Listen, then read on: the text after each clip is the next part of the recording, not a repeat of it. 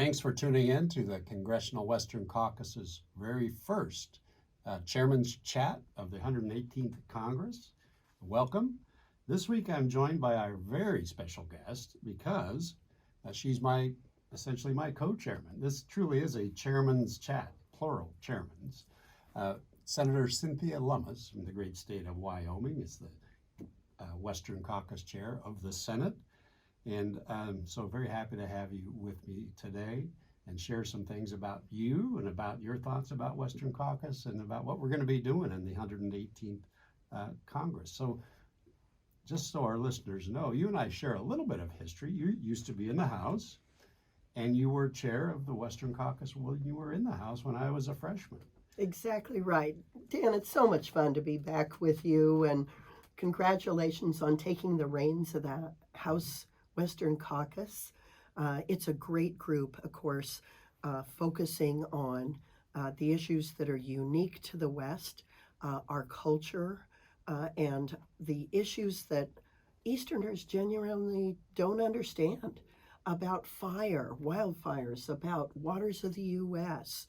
And I'm so grateful that the House is in Republican hands, so you can lead on these issues and initiate good policy. Yeah, it's going to be a very exciting 2 years for sure.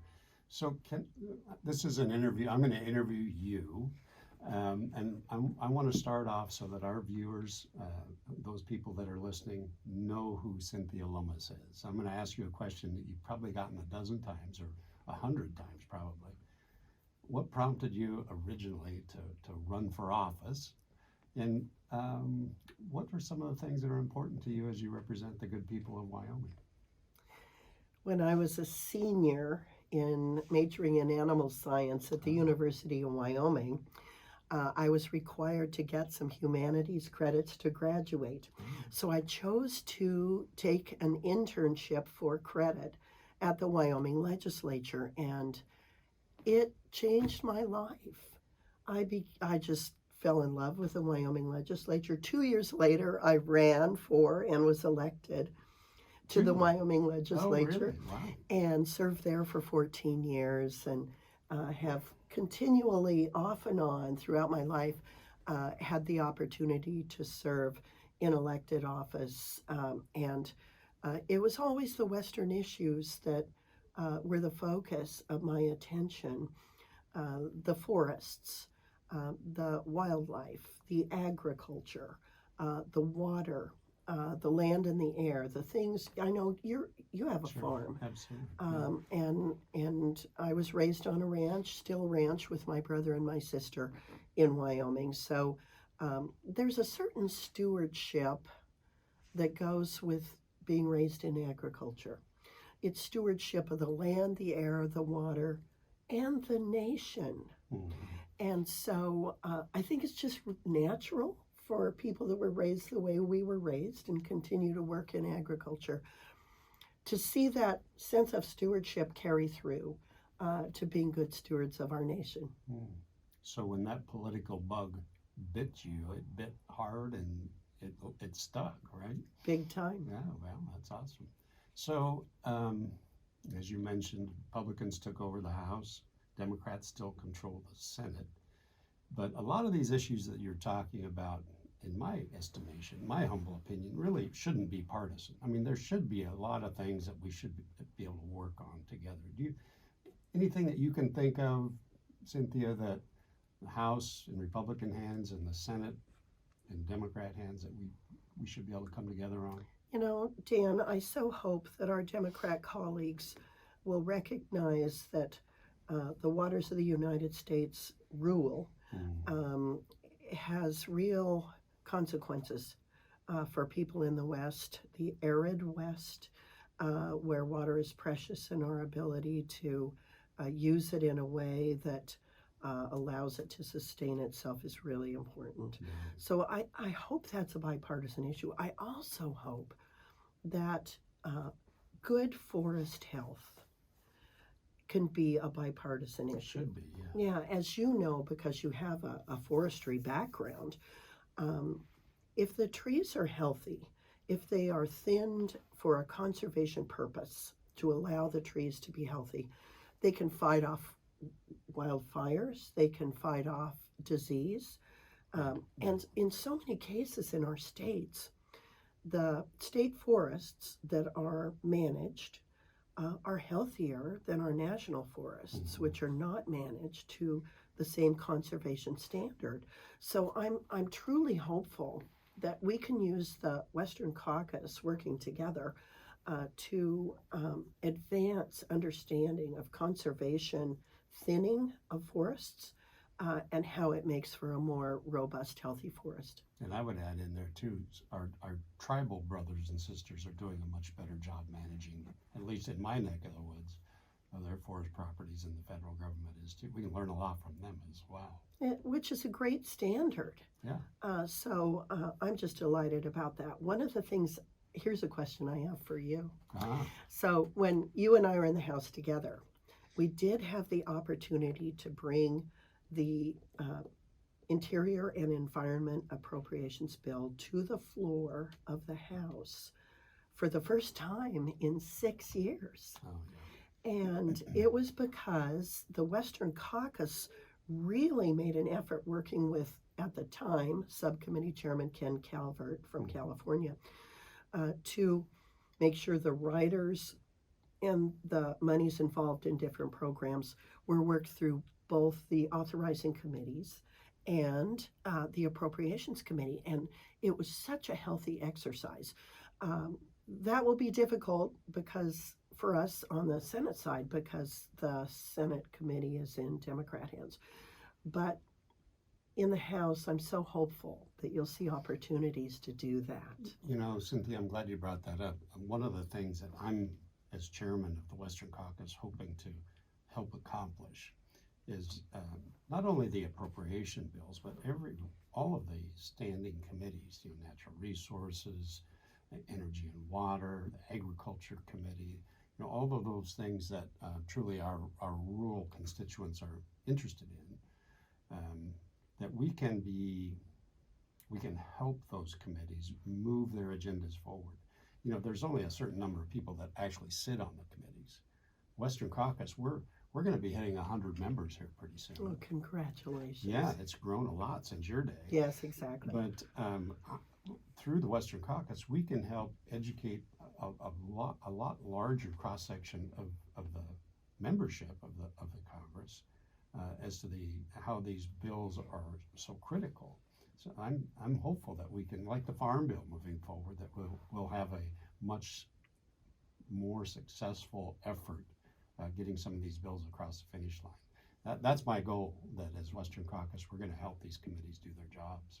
Well, I have every confidence in your leadership and your group in the House to make those things happen. We want to be your partner. Yeah. We will be emphasizing education and really want to assist you because of the status of the House as being a Republican majority body that is in a position to really legislate, and then try to work with the Senate committees to ensure that your priorities are embedded in Senate bills as early as possible. So this is going to be a great partnership. I'm so excited to work with you again. I think so very much. And it's been so much fun to watch the House Western Caucus grow and mature and become extremely relevant and active in the House. We want to expand our involvement in the Senate and be your partner, your left arm, your right arm. So we're working in concert for the good of the Western states. Well, I think that's just what we have to do. It's just not aspirational. It's important that we do these things. It's required that we do these things in order for us to be able to advance forward. You brought up WOTUS, and we also talked about forest health a little bit. Some of the things that that are happening now are so frustrating to the people that we represent back home, that they're feeling like they have no control, no say over the things that are happening. We're seeing high energy costs. We're seeing forests literally go up in smoke. Just all kinds of things that we've got to turn around. So do you see, Cynthia, opportunities and maybe able to give our listeners, our viewers, a ray of hope and what maybe we could accomplish in the permitting area or maybe in the WOTUS area, some of those really big challenging issues. And we're going to be working hard with you, but tell us a little bit about what you think the Senate is going to be able to accomplish on those things. It's important that we maintain focus on having quality air to breathe, clean water to drink. Everybody wants that. Everybody wants that. And so if you start from that standard and then try to set policies that aren't picking winners and losers, natural gas is bad and